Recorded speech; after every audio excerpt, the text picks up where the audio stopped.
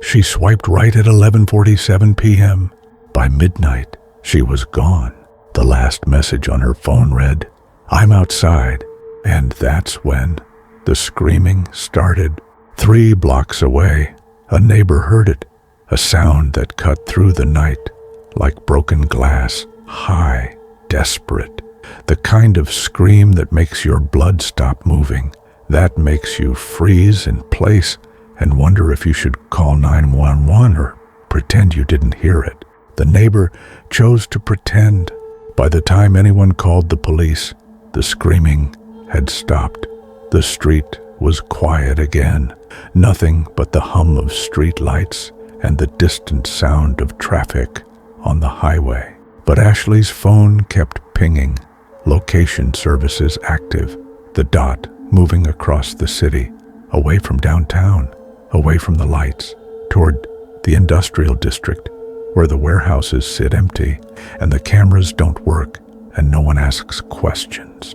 In the glow of our screens, we search for connection, a smile, a conversation, maybe something more.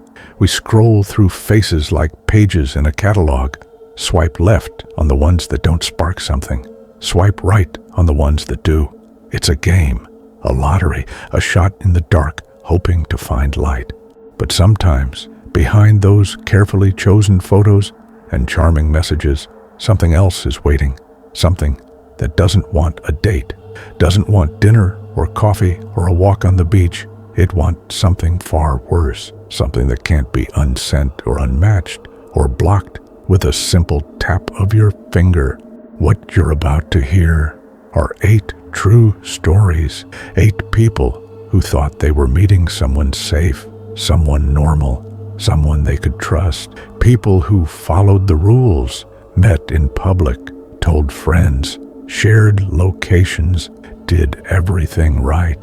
They were wrong, and some of them never made it home. These stories come from police reports, court documents, survivor testimonies. The names have been changed. The details are real.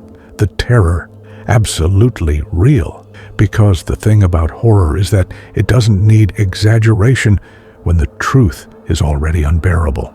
Before the lights go out, hit that subscribe button and turn on notifications, because here at Forbidden Visions, every story leaves a different shadow on those who listen. And trust me, after tonight, you'll think twice before swiping right. You'll look closer at those profile photos. You'll question those perfect messages. You'll wonder what's hiding behind that smile. Case number 1, Portland, Oregon. Late September, the air smelling like rain and wet concrete, the trees starting to turn, that particular kind of gray that settles over the Pacific Northwest like a blanket. The profile picture showed a man in his early 30s, clean cut, professional looking, dark hair pushed back, glasses that gave him an intellectual vibe. His bio said he was a graphic designer who loved hiking and classic movies, black and white photography, coffee that was too expensive, dogs more than cats. His name was Michael. Sarah thought he seemed perfect. Not perfect like a movie star.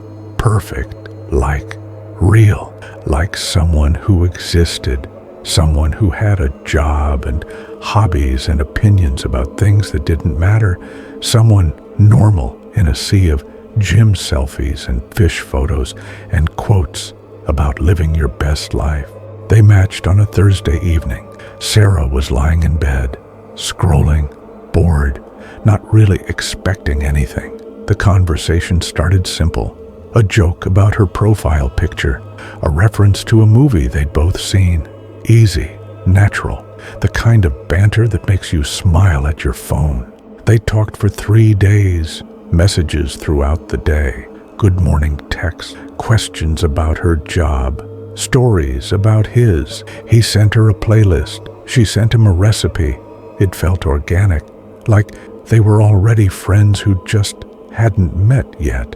When Michael suggested meeting up, Sarah wasn't surprised. It felt natural, like the next step in something that was already happening. "There's this amazing lookout point I know," he wrote. "Best view in Oregon, especially at sunset. We could grab coffee and drive up. What do you think?" Sarah hesitated. First dates in public places. That was the rule. Everyone knew that. Coffee shops, restaurants, bars where the bartender knows your face and there are cameras in the corners and people around to hear if something goes wrong. But Michael seemed so normal. She'd already looked him up, found his LinkedIn, his Instagram, photos with friends at birthday parties, him at what looked like a family wedding, a company retreat. These weren't stock photos. These were real moments, a real life, digital footprints that proved he existed. Plus, she'd be driving herself, meeting him at a public parking lot. She could leave any time. What could go wrong? Sarah agreed. Saturday arrived. The sky was overcast, gray clouds pressing down like a lid on a box.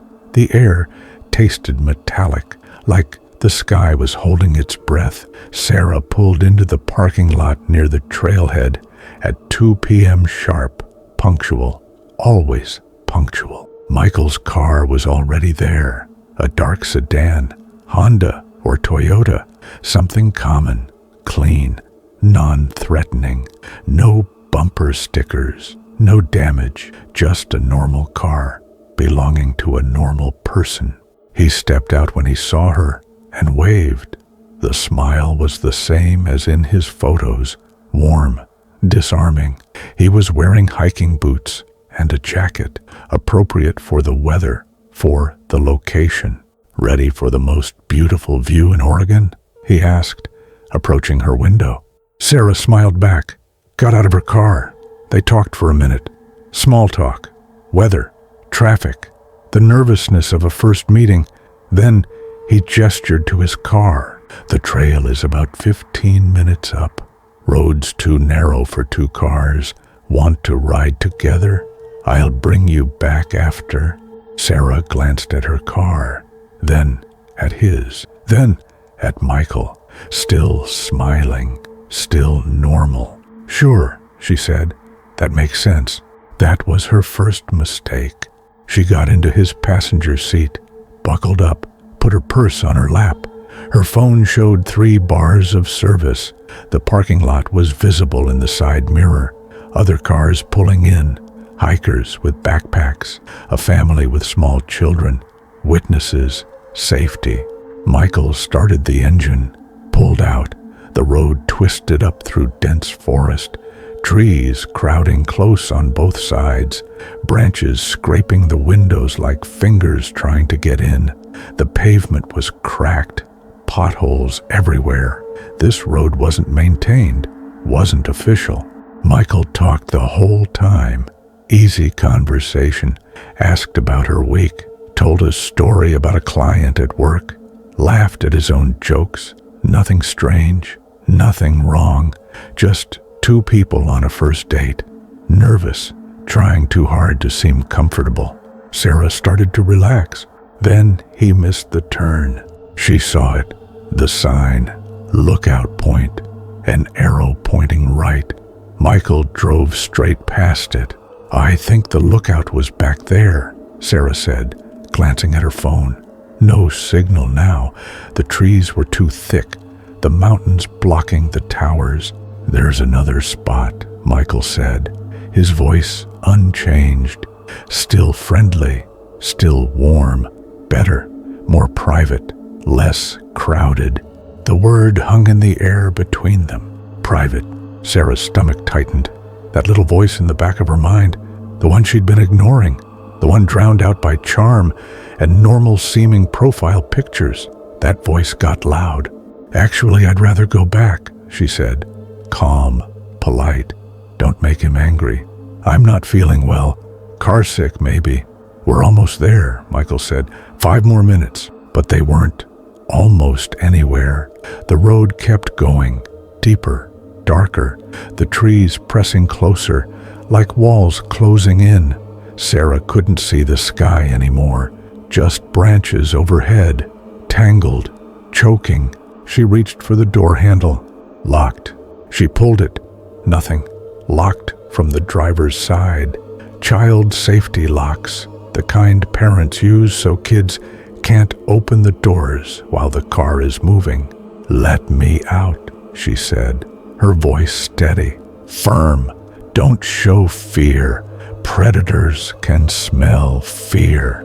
Michael glanced at her, and for the first time, his smile reached his eyes.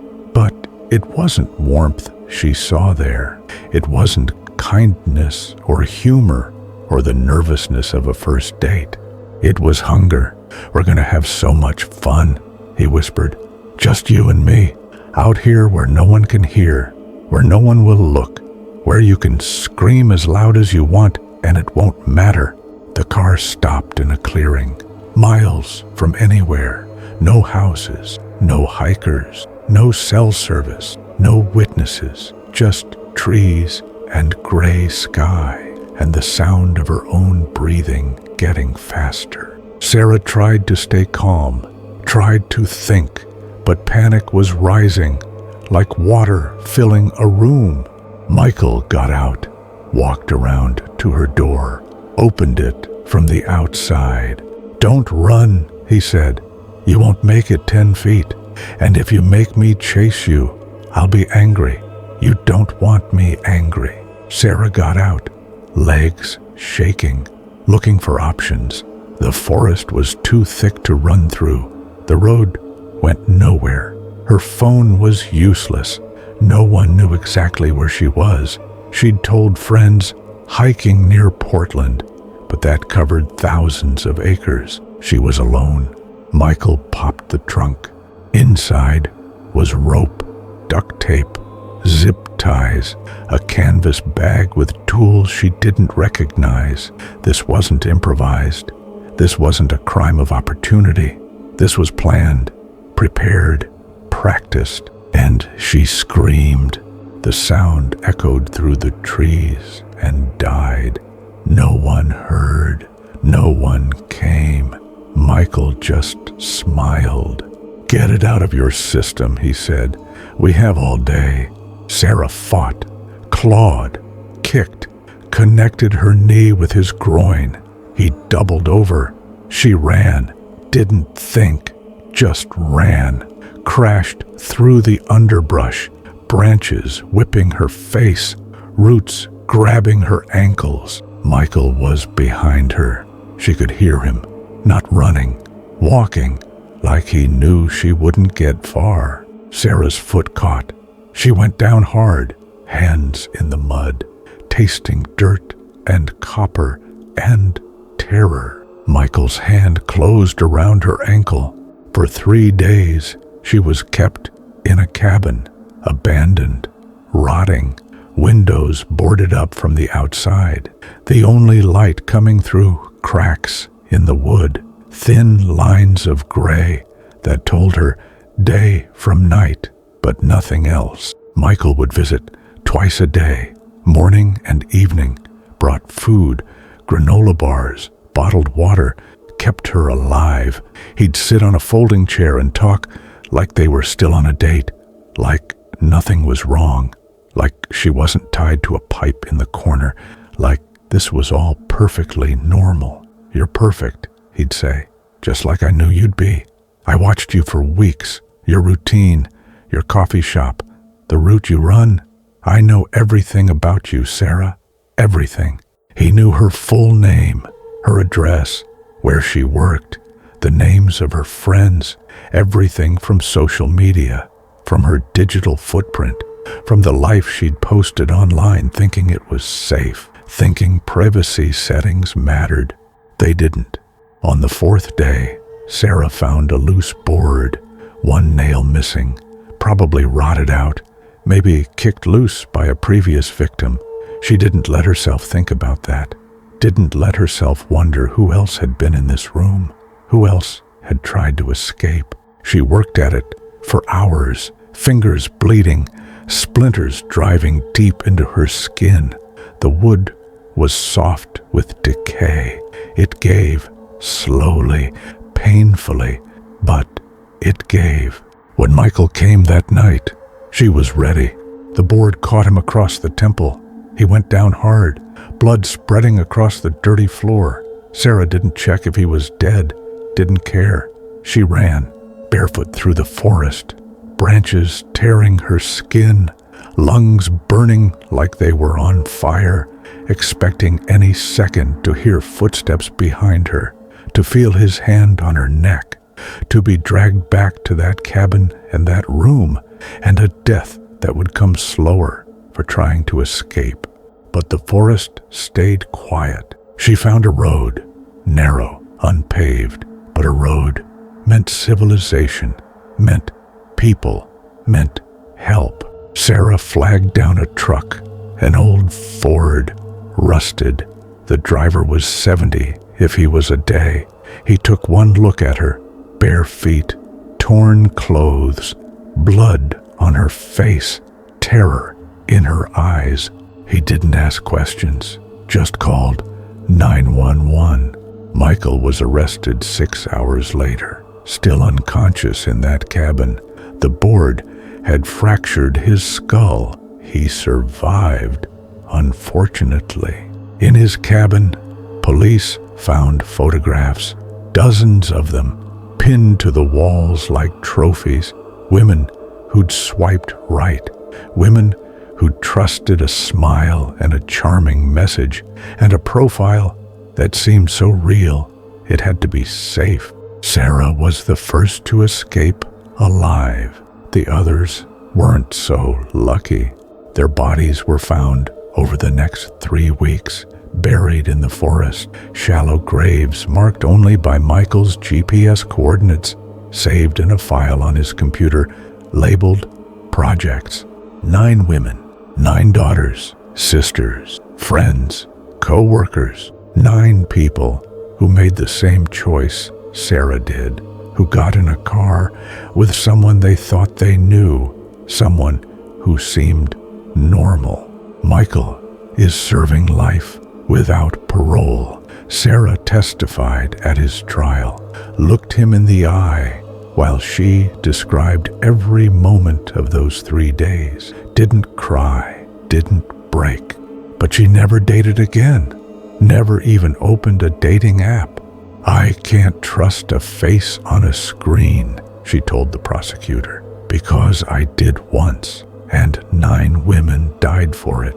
Case number 2 takes us to Austin, Texas, summer of 2018.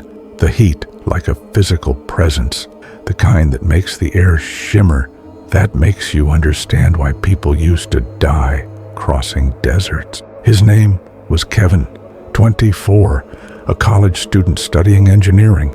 Quiet, studious, not the kind of guy who went to bars or parties. He met people online because that's where he was comfortable, where he could think before he spoke, where rejection was a swipe instead of a face-to-face humiliation. He matched with someone named Amanda on a popular dating app. Her profile picture showed a woman in her mid-20s, brown hair, nice smile, not model beautiful, real beautiful, the kind of pretty that exists in actual life instead of Instagram filters. Her bio was simple: new to Austin, looking to meet people, love cooking, crime podcasts, and dogs. Kevin loved crime podcasts. It was something to talk about. They texted for weeks before agreeing to meet. Long conversations, deep ones. She asked about his thesis, his family, his favorite books. He asked about her job, her move to Texas, what she missed about home. It felt real, like she actually cared, like this wasn't just small talk filling time between matches. When Amanda suggested her apartment for their first date, Kevin's friends warned him, "Meet in public first, man," his roommate said. "You don't know her. She could be anyone." But Amanda had been so open. She sent photos of herself cooking, videos of her apartment, a tour of her kitchen while she made pasta. She FaceTimed him, showed him her living room, her cat. These weren't stock images. This was real, Kevin agreed. Saturday night, 7 p.m. Kevin arrived at the apartment complex. It was nice, well lit. Security cameras visible at every entrance. Cars in the parking lot. Families walking dogs. This wasn't some isolated trap. This was civilization, safety. He found the unit number Amanda had given him. 3rd floor, corner apartment. He could hear music inside, could smell cooking, garlic and tomatoes. Kevin knocked. The door opened. But it wasn't Amanda. It was 3 men. Kevin's brain stuttered, trying to process, trying to understand. Wrong apartment, wrong floor. Then hands grabbed him, big hands, strong, pulled him inside. He tried to yell. A hand clamped over his mouth. The door slammed shut. The apartment was empty. No furniture, no cooking, no Amanda. Just bare walls and duct-taped windows and the smell of cigarettes and sweat. They threw Kevin on the floor. He landed hard, tasted blood. Wallet, phone, PIN numbers. The voice was calm, practiced. This wasn't their first time. Kevin's hands shook as he emptied his pockets, gave them everything, thought maybe that would be enough. Maybe they'd take his stuff and let him go. Maybe this was just a robbery. It wasn't. They wanted more. Bank accounts, credit cards, passwords, everything. When Kevin couldn't remember a password, they broke his finger, snapped it sideways. The pain was white and absolute. He screamed. They didn't care. Next one is your knee, one of them said. Then your teeth. Then we get creative. Kevin told them everything. For 18 hours, Kevin was held in that empty apartment, beaten when he couldn't give them what they wanted, forced to make bank transfers, empty his accounts, call his parents, and ask for emergency money without raising suspicion. The phone call to his mother was the worst part. Her voice sleepy, confused. It was 3 a.m. "Mom, I need money," he said, a knife pressed against his ribs. "Tuition thing. Unexpected. Can you wire 2,000?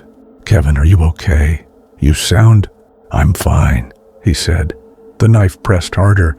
"Just, please, I need it today." His mother heard something in his voice. Something wrong. A mother knows. She agreed to send the money, then immediately called the police. Officers arrived at the apartment complex at 11 a.m. the next day. They'd traced Kevin's phone. His location services were still on. The dot hadn't moved in hours. They knocked on the door of Unit 347. No answer. They could hear movement inside, whispers, then silence. The building manager opened the door with a master key. Kevin was found in the bathroom, hands zip-tied behind his back, mouth taped, one eye swollen shut, 3 teeth missing, blood drying on the tiles. The men had fled through a back window minutes before the police arrived, down a fire escape, into waiting cars, gone. The apartment was wiped clean. No fingerprints, no DNA, no trace. Amanda's profile deleted. The photos stolen from a real woman's Instagram, a woman named Rachel who lived in California. She had no idea her face was being used to lure victims, had no idea men were being tortured in her name. The men were never caught. Kevin recovered physically. 6 months of physical therapy, dental surgery. His finger healed, crooked. Sometimes it still hurts when the weather changes. A permanent reminder. But the psychological damage runs deeper. He never dated again. Never even opened a dating app. Deleted all his social media, his photos, his footprint. Tried to erase himself from the internet like it might erase what happened. "I can't trust a face on a screen," he told police during his statement, his voice flat, empty. "Because I did once, and I almost died for it." The detective had no answer, no comfort, no assurance that they'd catch the people responsible, because the truth is, they probably won't. These operations are sophisticated, mobile. They hit a city, run the scam a dozen times, then move on before police connect the dots. Kevin wasn't the first victim. He won't be the last. And somewhere out there, Amanda's profile exists again. Different name, different city, same stolen photos, same charming messages, same empty apartment waiting. Do you check the profiles carefully? Do you look for the warning signs? Or do you trust that smile, that bio, that carefully crafted message? Drop a comment below if you've ever felt something was off about a match, because sometimes your gut knows what your eyes can't see. That little voice that says something's wrong might be the only thing standing between you and something you can't come back from. London, February 2019. Late evening rain tapping against windows like fingers asking to be let in. The kind of cold that gets into your bones and stays there. Rebecca matched with someone named James, 32, investment banker. His photos showed expensive restaurants, travel destinations, a life of luxury. Paris, Tokyo, New York, always well-dressed, always smiling. The kind of life that looked aspirational, successful. His bio was minimal, but effective. Work hard, play hard, looking for someone who can keep up. Rebecca was 28, worked in marketing, had her own apartment, her own life. She wasn't looking for someone to save her, just someone interesting, someone who'd been places, done things. They talked for a week. James was charming, educated, sophisticated, used words like bespoke and curated, sent her articles about art exhibitions, recommended books, felt like someone who existed in a different world, a better one. When he suggested meeting at a wine bar in Shoreditch, Rebecca agreed immediately. Public, safe, the kind of place with mood lighting and a sommelier who took their job way too seriously. She told 3 friends where she'd be, shared her location on her phone, followed all the rules. This was supposed to be safe. James was already at the bar when she arrived, sitting at a corner table, tailored suit that probably cost more than her rent, confident smile. He stood when he saw her, pulled out her chair, old-fashioned manners, gentleman behavior. "To new beginnings," he said, raising his glass of champagne. "Already ordered, already poured." Rebecca smiled, took a sip. The champagne was excellent, expensive, the kind she'd never buy for herself. The conversation flowed, easy, natural. James was funny, attentive, asked about her job, her interests, seemed genuinely interested in her answers, not just waiting for his turn to talk, actually listening. After the second glass, Rebecca felt dizzy, not drunk. She'd barely had anything, but the room was tilting, the lights too bright, her tongue thick in her mouth. "I think I need some air," she said, standing. Her legs didn't want to cooperate. She grabbed the table. "Let me help you," James said, his hand on her elbow, steadying, guiding. Rebecca remembers walking outside, the cold air hitting her face, remembers a car door opening, James helping her in, so considerate, so careful. Then nothing. Blackness. Rebecca woke up in darkness, complete, absolute, the kind of dark that makes you question if your eyes are even open. She tried to move, couldn't. Her arms wouldn't respond. Her legs wouldn't respond. Tied to something, a chair, metal, cold against her bare skin. Her clothes were gone. Panic hit like ice water. She tried to scream. Her mouth wouldn't open. Tape across her lips. She could breathe through her nose, but barely. The air was stale, recycled. She listened, tried to figure out where she was. No sound, no traffic, no voices, just her own breathing, fast, shallow, on the edge of hyperventilation. Then footsteps, approaching, slow, deliberate. A door opened. Light flooded in, blinding after so much darkness. Rebecca's eyes watered, couldn't focus. A figure in the doorway, backlit, impossible to see clearly. James stepped into the room, but he wasn't James anymore. The smile was gone, the charm, the sophistication. What stood there was something else, something that had been hiding behind those photographs and polished words and expensive champagne.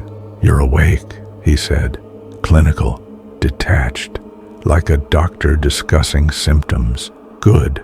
I was worried I'd used too much. The last one didn't wake up at all. The last one." Rebecca tried to process that, tried to understand. There were others. How many others? James pulled up a chair, sat facing her. Too close. She could smell his cologne, same one from the bar, a scent she'd thought was attractive 2 hours ago. Now it made her want to vomit. "Don't worry," he said. "I'm not going to hurt you, not if you cooperate." But his eyes said something different. His eyes said he was lying. Rebecca's friends reported her missing when she didn't answer her phone, when her location stopped updating, when she didn't come home. The wine bar's security footage showed her leaving with James, getting into his car. The footage was clear, high definition. The license plate was visible. Police traced it to a rental, paid for with a stolen credit card. James wasn't James. The name was fake.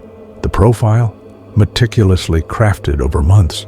The photos, stolen from a real banker's LinkedIn, tagged in vacation photos at company events, real enough to pass even careful scrutiny. The real James had no idea his identity had been borrowed, had no idea his face was being used to lure women into cars, into darkness, into rooms where screaming didn't matter. The rental car's GPS led police to a storage facility on the outskirts of London, one of those places with rows of identical units, orange doors, combination locks, the kind of place where you keep furniture you don't have room for, Christmas decorations, boxes of memories.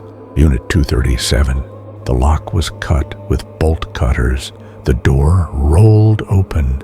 Inside, they found Rebecca, still tied, still gagged, dehydrated, hypothermic, but alive, barely. She'd been there for 48 hours. No food, no water, no warmth, just darkness and cold, and the certainty that she was going to die in that metal box. The man who called himself James was arrested trying to board a flight to Amsterdam. Passport control flagged him. Police were waiting. In his apartment, police found a laptop, encrypted. It took specialists 3 days to crack it. What they found inside made seasoned detectives vomit. Files, organized by name, date, photos, videos. Rebecca was number 7. The other 6 were still missing. Investigations are ongoing. Bodies haven't been found. Families still waiting, still hoping, even though they know, deep down, they know. James is awaiting trial. He hasn't spoken, hasn't confessed, hasn't shown remorse. He sits in his cell and smiles, like he knows something no one else does, like this isn't over. Rebecca is in therapy, has been for years. She can't sleep in the dark anymore, can't drink champagne, can't trust that anyone is who they say they are. He seemed so real, she told reporters after the arrest. Everything checked out, every detail. How was I supposed to know? The answer is, she wasn't. None of us are, because the predators evolved. They learned to mimic normal, to fake verification, to be patient, to invest time and effort into the lie until it becomes indistinguishable from truth. And we're all just hoping we swipe left on the right monster. Phoenix, Arizona. August heat, baking the asphalt. The kind of heat that makes the air shimmer like water, where touching a steering wheel burns your hands, where the weather itself feels hostile. Marcus was 41, divorced, 2 kids who visited on weekends. He wasn't looking for anything serious, just companionship, someone to talk to, someone who understood what it was like to be alone in a house that used to be full. He matched with Lisa. Her profile said she was a nurse, night shifts, difficult hours, photos in scrubs, tired eyes, the kind of tired that comes from caring too much, from seeing too much. She understood what it was like to be lonely.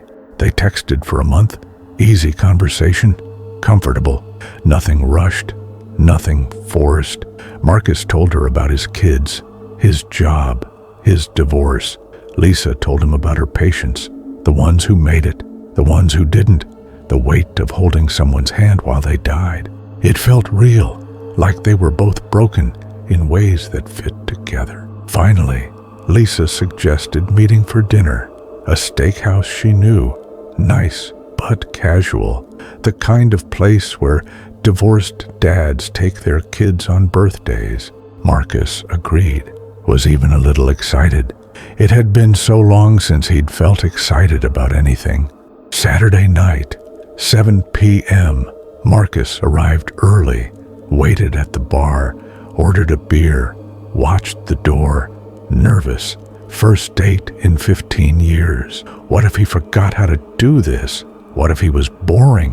What if she took one look at him and decided this was a mistake? Lisa walked in at exactly 7 p.m., just like her photos, blonde, pretty smile, dressed in jeans and a nice top, casual, comfortable. She waved. He waved back. This was happening. They were seated, ordered food, steaks and salad and water, because Marcus was driving and Lisa was on call tomorrow.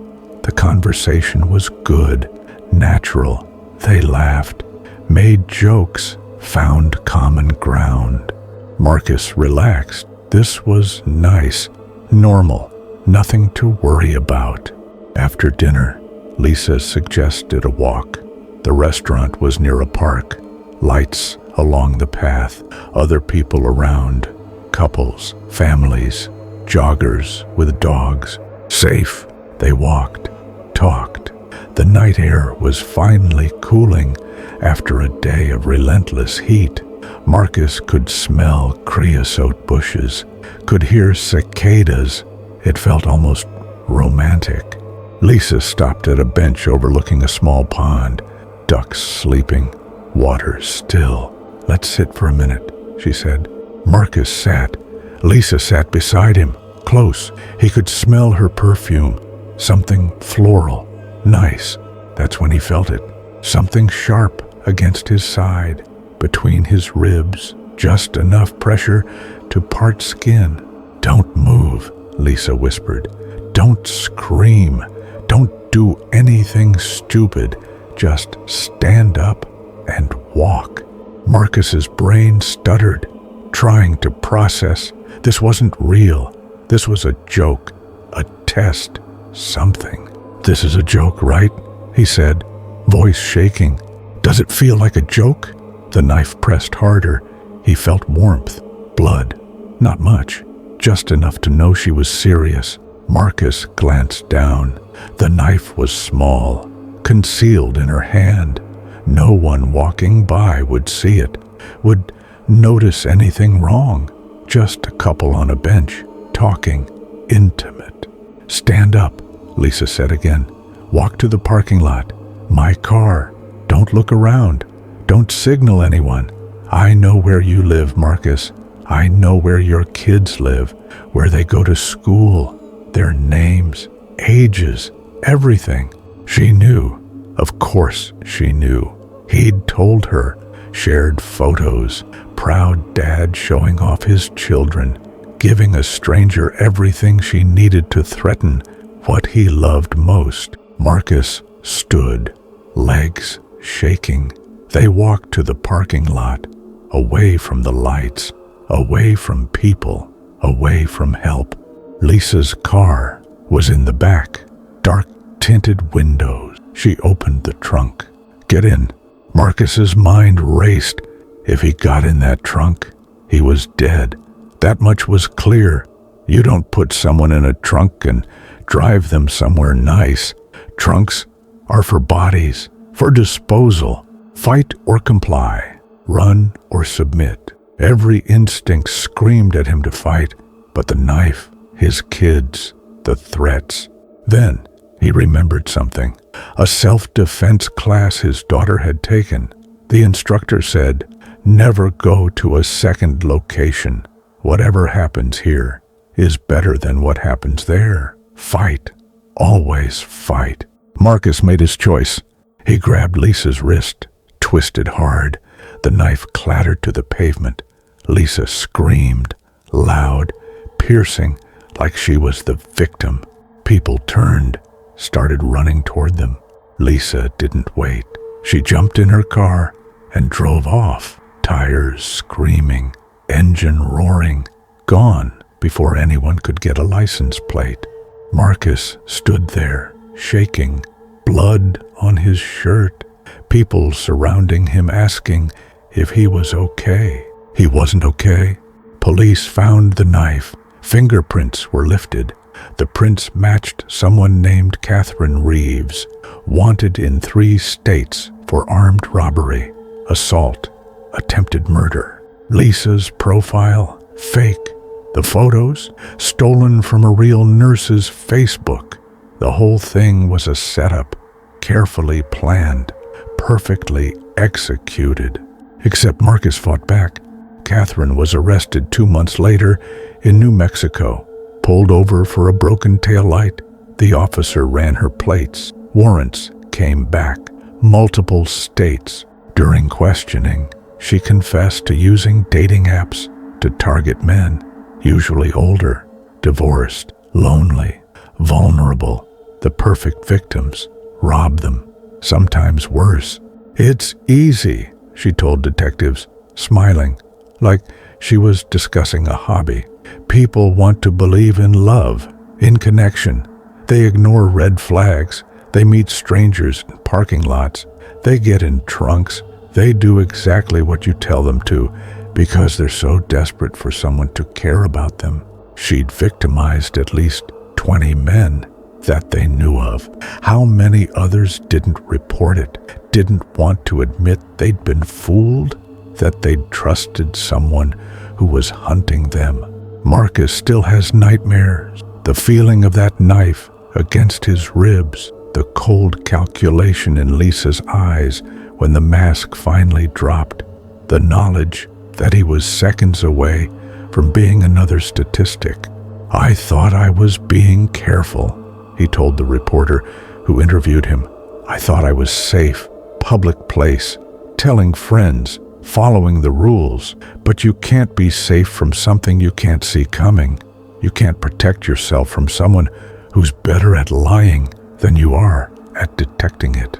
He deleted all his dating apps, took down his social media, stopped posting photos of his kids, tried to erase his digital footprint, tried to become invisible.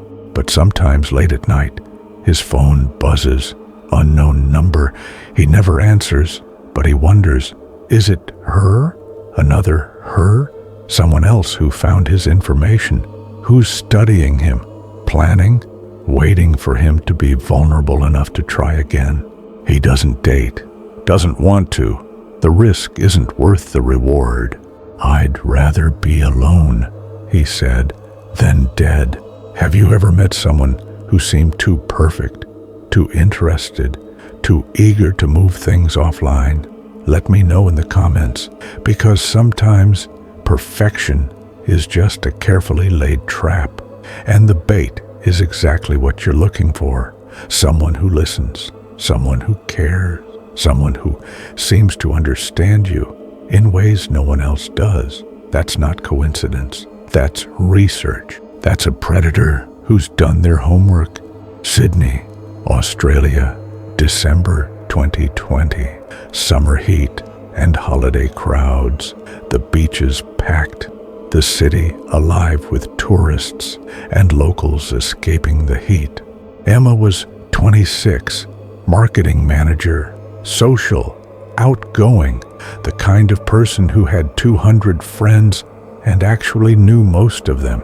She'd been on dozens of dates from apps, some good, some bad, most forgettable, none dangerous, until she matched with Ryan. Ryan's profile was normal, aggressively normal. Gym photos showing decent, but not amazing physique. Beach photos with friends, a golden retriever. He worked in construction, loved surfing, wanted to travel more. Seemed like half the guys in Sydney. Nothing special, nothing suspicious, just normal. They talked for a few days, casual conversation, surfing conditions, best beaches, favorite restaurants. Then Ryan suggested meeting at Bondi Beach, afternoon, public, crowds everywhere. Emma said yes, but she was smart. She brought a friend, told her to stay nearby, to watch, to be ready to intervene if something felt wrong. The date went well. Coffee at a beachfront cafe, walk along the sand. Ryan was exactly like his profile. Funny, easygoing, charming in a low-key way. He suggested surfing lessons the following week. He was an instructor, could teach her properly. Emma agreed. Her friend approved. Ryan seemed harmless, genuine. The surf lesson was scheduled for early morning, 6 a.m. Fewer crowds, better waves, the serious surfer's time. Emma arrived as the sun was breaking the horizon, painting the sky pink and gold. The beach was nearly empty. Just a few dedicated surfers and joggers, the lifeguard towers unmanned. Too early. Ryan was already in the water, wetsuit on, board beside him. He waved her in. Emma paddled out. The water was cold despite summer, dark, the sun barely breaking the horizon.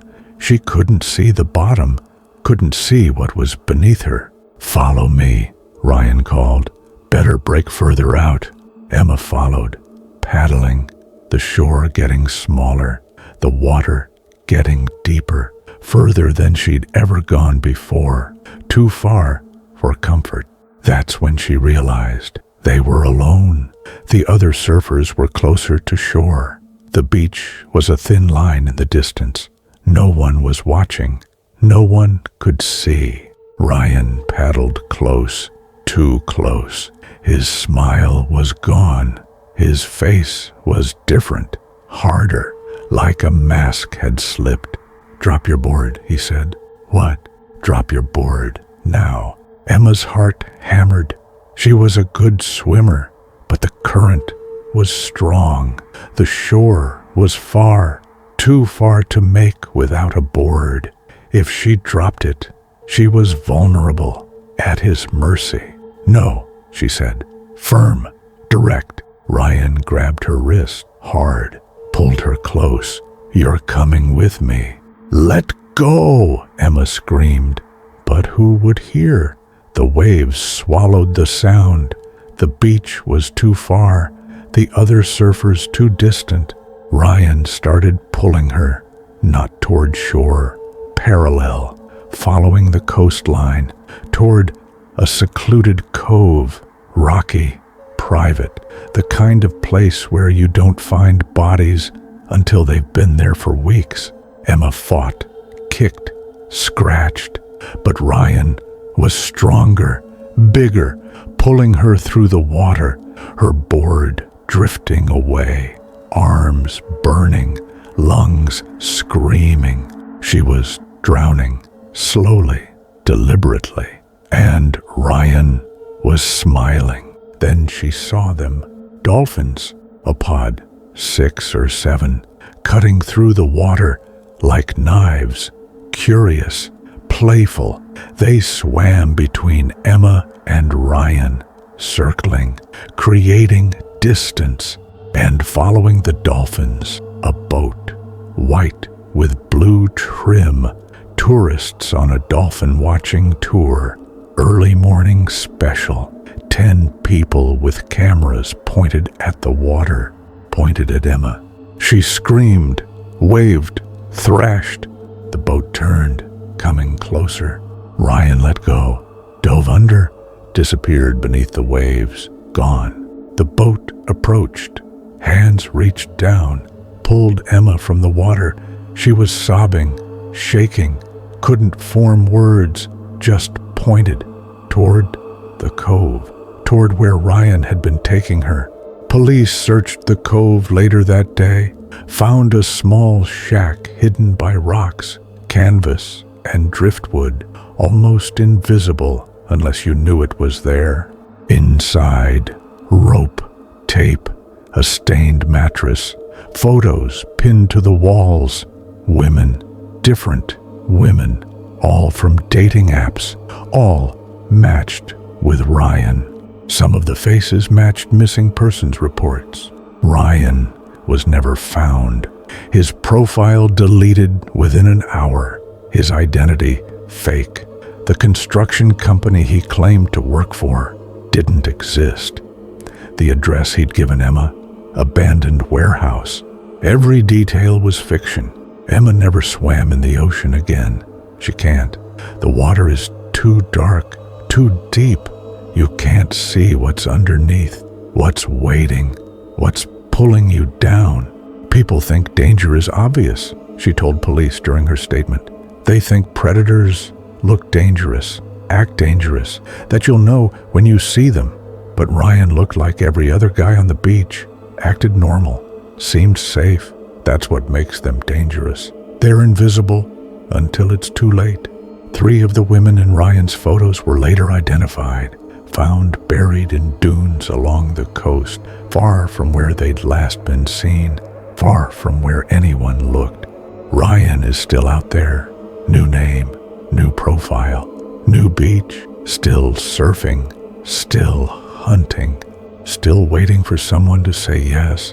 New York City, winter 2021. Snow piling in dirty mounds along sidewalks, the kind of cold that cuts through coats, makes breathing hurt. David was 30, worked in finance, long hours, stressful job, not much time for dating. Apps were convenient, efficient.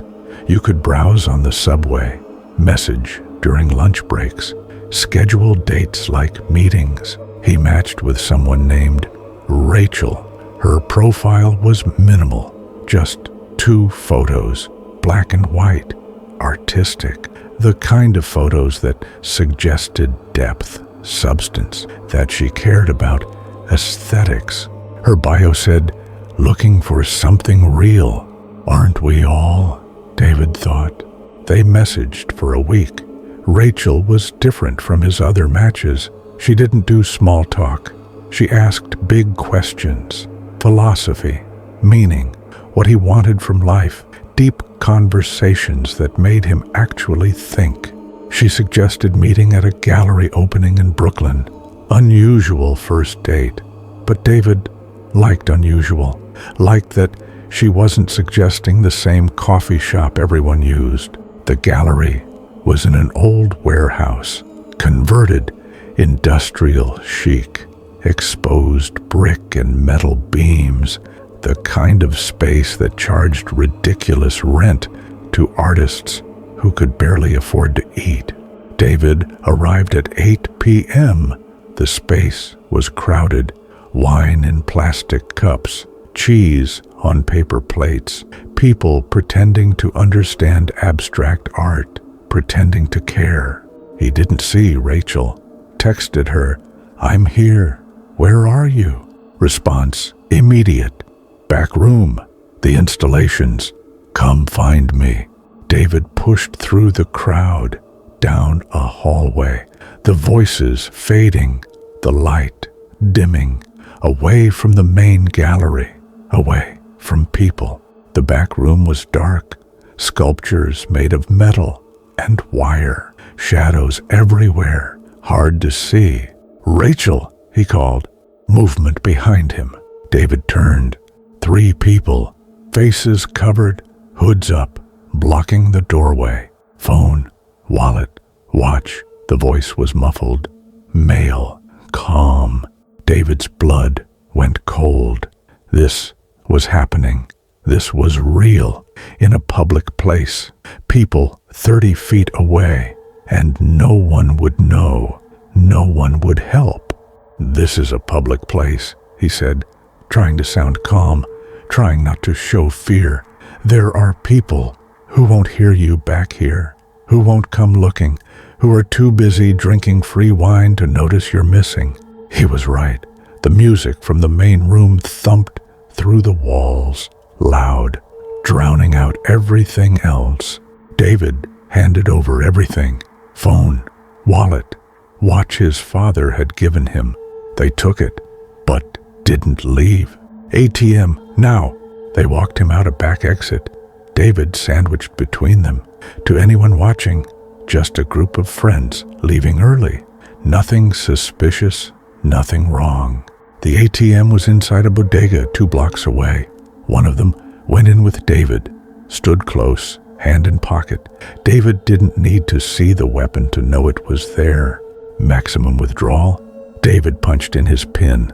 The machine dispensed cash, $400, his daily limit. The man took it, counted it, nodded. "Good boy. Now walk. Don't look back. Don't call police. We know where you live, David. We know your address, your work, everything. We'll be watching. You make this difficult. We make your life painful." They knew his name, his address, everything from his dating profile, from his social media, from the digital breadcrumbs he'd scattered across the internet, thinking they were safe, thinking privacy settings mattered. They didn't. David walked, shaking, waiting to feel a knife in his back, a gunshot, something. But nothing came. He made it 3 blocks, then ran, found a police station, reported everything. Rachel's profile, deleted an hour after the robbery. The gallery owner confirmed the back room had been empty all night. No installation, no sculpture, just darkness. Rachel was part of a crew, 3 guys and a girl. They'd been operating for months, targeting men through dating apps, luring them to isolated locations, robbing them. The crew was arrested 3 months later. Rachel's real name was Jasmine, 19 years old. Juvenile record, drug charges, armed robbery. When police searched her phone, they found a list, 17 names. David was number 12. All of them had been robbed. None of them had reported it. Too embarrassed, too ashamed, too scared of the threats. During her interrogation, Jasmine was asked why. Why target people looking for love, looking for connection? She shrugged. Easy money, easier than a real job. People are desperate, lonely. They'll meet anyone, anywhere if you promise them something they want. love, sex, attention, whatever. Just tell them what they want to hear, and they'll walk right into your trap. She smiled when she said it, like it was funny, like ruining lives was just a side effect of making rent. David moved to a different borough, deleted all his dating apps, changed his phone number, stopped posting on social media. How do you know who's real? He asked the detective assigned to his case. How do you know anything about them is true? Their name, their job, their photo. Everything can be faked. Everything can be stolen. There's no way to know until it's too late. The detective didn't have an answer because there isn't one. The internet is built on trust, on taking people at their word, on believing that profile pictures are real and bios are honest and messages have good intentions. But trust is a weapon when someone knows how to use it. If you've made it this far, hit that like button, because we're not done yet.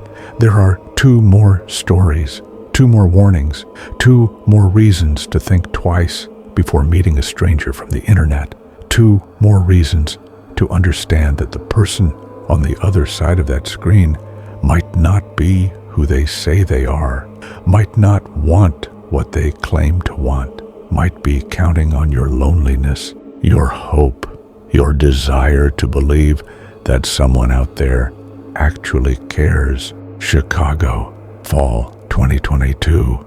Leaves turning orange and red, temperature dropping. That particular feeling in the air that means winter is coming and summer is finally, mercifully over. Melissa was 33, elementary school teacher, 3rd grade, patient, careful, the kind of person who cut grapes in half so kids wouldn't choke, who checked every student's backpack for allergies before birthday cupcakes, who planned for every possible disaster. Cautious by nature, she'd been on dating apps for years, knew the rules, knew the risks, had sat through enough true crime podcasts to know exactly what could go wrong. But she matched with someone who seemed perfect, too perfect.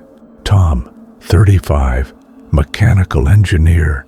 Photos showed him at work in safety gear, at home with a golden retriever, volunteering at an animal shelter. His profile was detailed, thoughtful, answered all the prompts. No red flags, nothing missing. And his profile was verified. Blue checkmark, face matched the photos. Everything legitimate. They talked for weeks, not days. Weeks, long conversations about everything. Books, movies, childhood, dreams, the kind of deep talks that make you feel like you've known someone forever. Tom suggested video calls. Melissa agreed. This was smart. This was how you verified someone was real. Video doesn't lie. Except it does. The video calls seemed normal. Tom in his apartment. Modern furniture. Clean. The dog barking in the background. Window showing a city view. Everything checked out. After 3 weeks of daily messages and video calls, Tom suggested meeting in person. Dinner at an Italian restaurant near his place. Well-reviewed, popular, safe. Melissa agreed. She'd been more careful with Tom than with anyone else. She'd seen his apartment, heard his dog, talked to him face to face through a screen. What more could she do? She told her friends, shared her location, followed every rule she knew. The date was perfect. Tom was exactly like his profile, exactly like the video calls. Funny, kind, attentive, remembered details from their conversations, asked follow-up questions, listened when she talked. After dinner, he suggested a walk. His apartment building had a rooftop terrace, city views, romantic but public. Other residents had access. Melissa hesitated. Going to his apartment? First date? That broke the rules. But she'd video called him there. multiple times. She knew it was real, and it was a terrace, not his apartment. Shared space. What harm could it do? Just for a few minutes, Tom said. Best view in Chicago. Promise. Melissa looked at her phone. Battery at 15%. She should have charged it. Should have brought a portable charger. Okay, she said, but just a quick look. I have work tomorrow. They walked to his building. Nice neighborhood. Expensive. Doorman in the lobby. Security cameras visible. All the markers of safety. The elevator rose. 23 floors. Melissa's phone buzzed. Low battery warning. 10%. The terrace was beautiful. Stunning, actually. City lights stretching to the horizon. Wind cold against her face. You could see everything from up here. Tom stood close, not touching, just close. Melissa could smell his cologne, same one from the restaurant. It's beautiful, she said. I come up here when I need to think, Tom said. Makes everything feel smaller, more manageable. They stood in silence, comfortable, natural. Then Melissa checked the time. I should get going. Early day tomorrow. Already? Tom's voice changed, subtle, but different, harder. We just got here. I know, but I really do have work. Parent-teacher conferences start at 7. Stay a little longer. Not a question this time, a statement. Melissa moved toward the door. Tom stepped in front of it. Not aggressive, just there, blocking. Let me pass, please, she said. Polite, firm. Make me. The air changed. Melissa felt it. That shift from comfortable to dangerous. That moment when you realize the person you're with isn't who you thought they were. Her hand went to her pocket. Pepper spray. She always carried it. Had since college, but her fingers found nothing. Empty pocket. Panic hit. Where was it? She always had it. Always. Tom smiled, pulled something from his jacket. Her pepper spray canister. Looking for this? He'd taken it. In the restaurant. When she'd gone to the bathroom. When her purse was on the chair. He'd gone through it. Taken the one thing that might have saved her. Melissa screamed. Loud. Piercing. The sound carried across the rooftop. Out into the night. Tom grabbed her. Hand over her mouth. But she'd already screamed. And in a building this big, someone had to have heard. Right? Quiet, Tom hissed in her ear. No one's going to help you. No one cares. Scream all you want. But Melissa wasn't quiet. She bit his hand, hard, tasted blood and skin and the salt of panic. Tom jerked back, swearing, shaking his hand.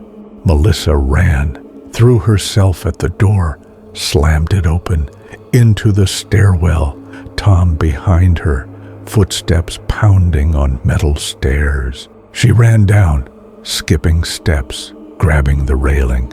Her phone fell from her pocket, heard it shatter on the concrete. Didn't stop, couldn't stop. 23 floors, 22, 21. Tom was faster, catching up, his breath behind her, his hand reaching. Melissa burst through the lobby door. The doorman looked up, startled, taking in her expression, her torn sleeve, the terror. Call 911, Melissa screamed. He's trying to... Tom appeared in the stairwell, stopped, saw the doorman, the witnesses, the cameras. He smiled, raised his hands, innocent, non-threatening. Misunderstanding, he said, calm, reasonable, just a misunderstanding. She had too much to drink. I was trying to help her get home, but the doorman had already pressed the panic button. The building's security protocol. Police were being called. Tom's smile faltered for just a second. Then it was back, but his eyes were calculating, weighing options. He bolted out the front door, into the night, gone before anyone could stop him. Police arrived 6 minutes later, searched the building. Tom's apartment was on the 14th floor, not the 23rd. They knocked. No answer. Got the building manager to open it. The apartment was empty. Furniture, but no dog. No personal items. No signs anyone actually lived there. Behind a bookshelf, police found a hidden door, the kind you see in movies. Push a certain book and it swings open. Behind it, a room, small, soundproofed, chains bolted to the floor, a mattress, restraints, cameras mounted in the corners, recording equipment. Tom had built a prison in an empty apartment he'd been renting under a false name. The video calls? Staged. The dog? Borrowed. The view? Real, but from a different floor. Everything had been meticulously planned. The profile, the verification, the weeks of conversation, the video calls, all of it designed to build trust, to make Melissa feel safe, to get her alone. She was supposed to be the first captive, the first of many. Tom was never found. His real name wasn't Tom. The identity was stolen. The engineer credentials fake. The verification hacked. Someone who knew how to beat the system, how to create a digital identity so convincing it fooled everyone. Melissa spent 6 months in therapy, had to move apartments, couldn't sleep without checking every door, every window, every lock, couldn't trust that anything was real. How was I supposed to know? She asked during a news interview. I did everything right.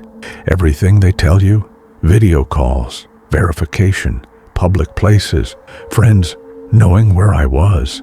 I was more careful with him than I'd been with anyone, and it's still almost. She didn't finish the sentence, couldn't, because finishing it meant admitting how close she came, how one scream, one bite, one doorman, that's all that stood between her and that room, that mattress, those chains. Tom was convicted in absentia, 25 years, but he's still out there. New name, new profile, new city, still using technology to hunt, still using our need for connection as a weapon. And somewhere, someone is matching with him right now, thinking they're being careful, thinking video calls mean safety, thinking verification means truth. They're wrong. The final case, the one that made national news, the one that changed how we think about dating apps forever. Miami, spring 2023, heat and humidity thick enough to choke on, the air feeling like breathing through a wet cloth. 2 women, Jessica and Maria, best friends since high school, 15 years of friendship, sleepovers, secrets, first boyfriends, breakups, college, jobs, life. Both single, both tired of dating apps, but they kept swiping, kept hoping, kept believing that somewhere out there was someone worth finding. Jessica matched with Carlos, handsome, personal trainer, beach photos showing defined abs and perfect tan, looked like every other fitness guy in Miami. Maria matched with his friend, Diego. Similar photos, similar vibe. They'd matched within hours of each other. Both men suggested a double date almost immediately. Way safer, Carlos messaged Jessica.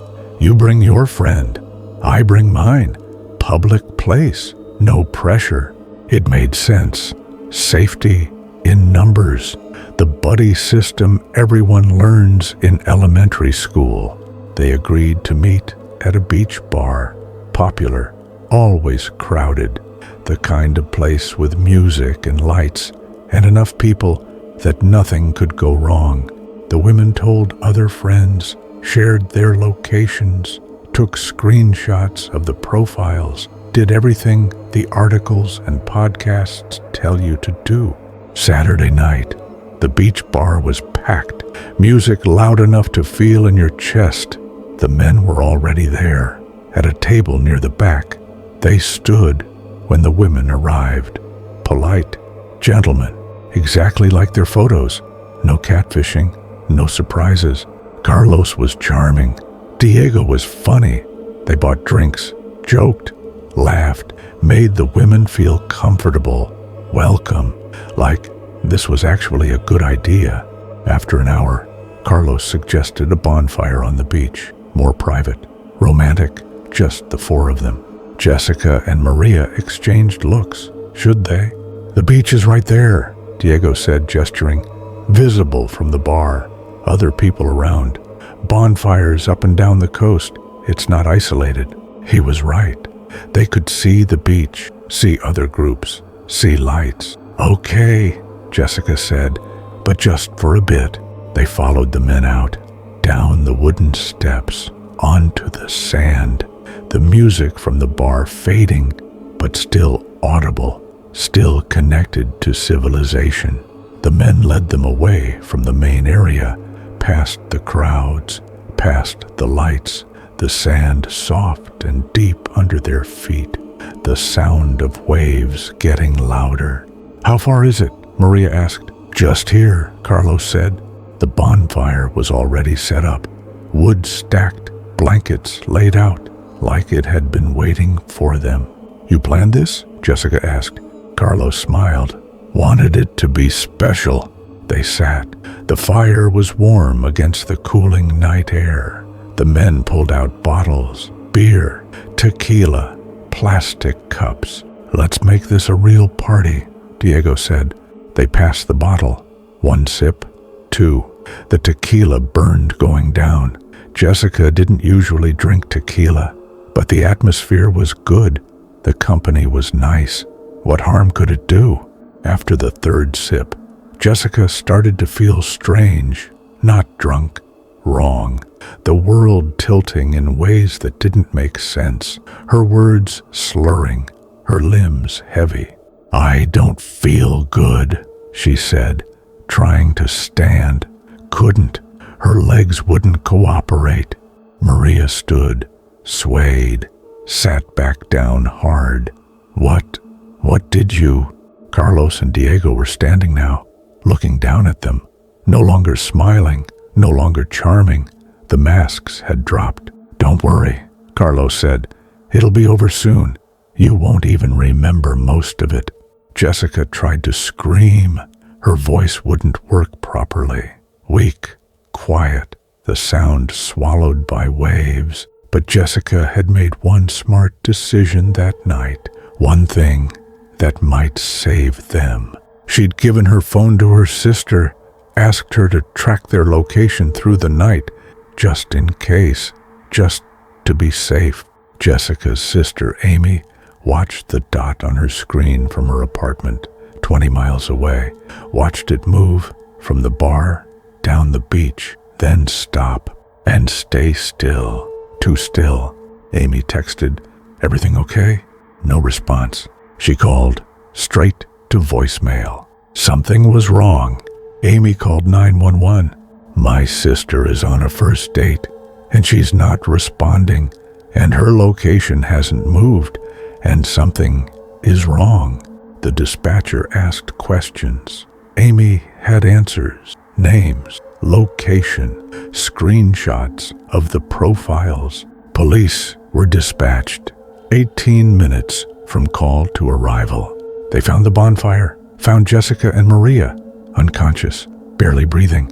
The men were gone, but they'd left evidence, tire tracks in the sand, leading to a parking area. DNA under Maria's fingernails. She'd fought, even drugged, even barely conscious. She'd clawed at her attacker. They'd left something else too. A bag hidden in the sand near where they'd parked. Inside, rope, duct tape, plastic sheeting, shovels, a map with locations marked. Burial sites. They'd done this before, 6 times before. The other women were never found, but the map showed where they'd been taken. Remote areas, Everglades, places where bodies disappear. Carlos and Diego were arrested at the border 3 days later, trying to cross into Mexico. In their car, police found more supplies, more maps, more evidence of planning, of practice, of perfection through repetition. The trial was sensational. Cable news, podcasts, documentary series, the dating app murders, the double date killers, catchy names for unspeakable horror. Evidence revealed they'd been operating for 3 years, using dating apps to find victims. Double dates seemed safer to victims, less suspicious. Women let their guard down, brought friends, felt protected. That was the genius of it. 2 predators, 2 victims. Everyone feels safer. Everyone thinks they're being smart. But safety was an illusion. The drug in Jessica and Maria's system was a veterinary sedative, enough to kill a horse. The dose should have been fatal, but it was miscalculated. Diego had mixed it wrong, used too little. That mistake saved their lives. Jessica and Maria survived. Both spent weeks in the hospital, months in rehabilitation, years in therapy. "We got lucky," Jessica told the court during victim impact statements. "That's all it was, luck, because we did everything right, everything they tell you to do. We brought each other, we told friends, we met in public, we shared our locations, we were careful, and we almost died anyway." She paused, looking at Carlos and Diego.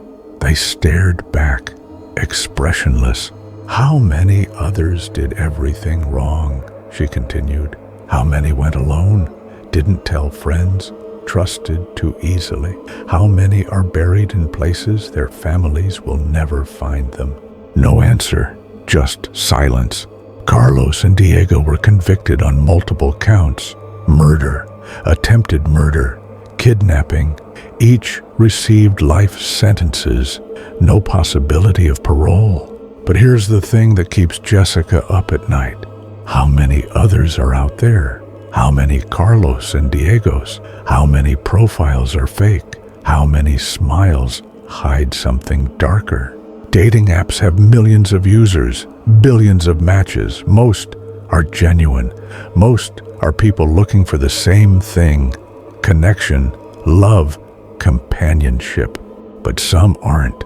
Some are hunters. Some have evolved to blend in, to seem normal, to say the right things and show the right photos and build the right trust. And we have no way of knowing who's who until it's too late. 8 stories, 8 warnings, 8 reasons to look closer at that profile, that message, that invitation. Dating apps promise connection, community, love, and for millions of people, they deliver relationships, marriages, families, happy endings. But for some, they deliver something else, something that waits in empty apartments and rental cars and bonfires on dark beaches, something that knows how to talk like us, act like us, seem like us, until it doesn't need to anymore. The woman who swiped right at 11:47 p.m., her name was Ashley.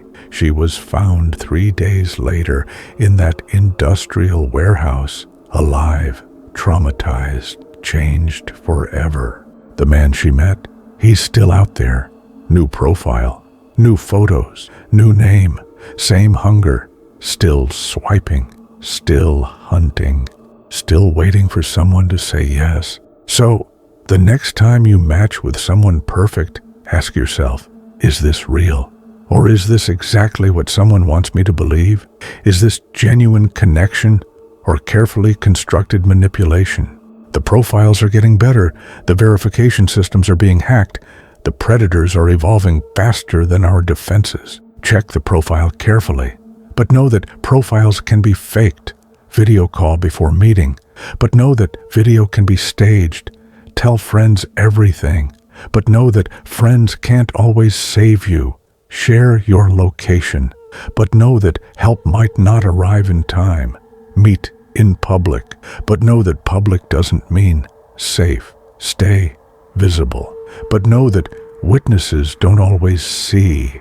Trust your instincts, but know that instincts can be wrong, because in the end, the only person who can protect you is you, and even that might not be enough. If this story made you look over your shoulder, hit that like button and subscribe, because here at Forbidden Visions, the fear always comes back when you least expect it.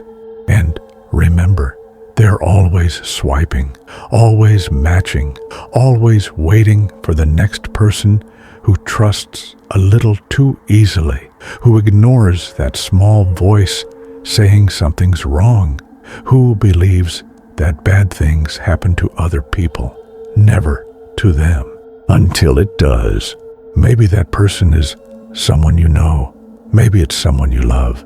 Maybe you've already matched with them. Maybe you're planning to meet them next week. Maybe it's already too late. Stay safe out there, and if something feels wrong, it probably is that gut feeling, that little voice, that hesitation. Listen to it. Let them think you're paranoid. Let them think you're rude. Let them think you're crazy. Better to be wrong about a good person than right about a bad one. Until next time, keep your eyes open and your guard up, because you never know who's watching, who's waiting, who's crafting those perfect messages designed to make you feel special, chosen, safe. The darkness is always just one swipe away. Sweet dreams.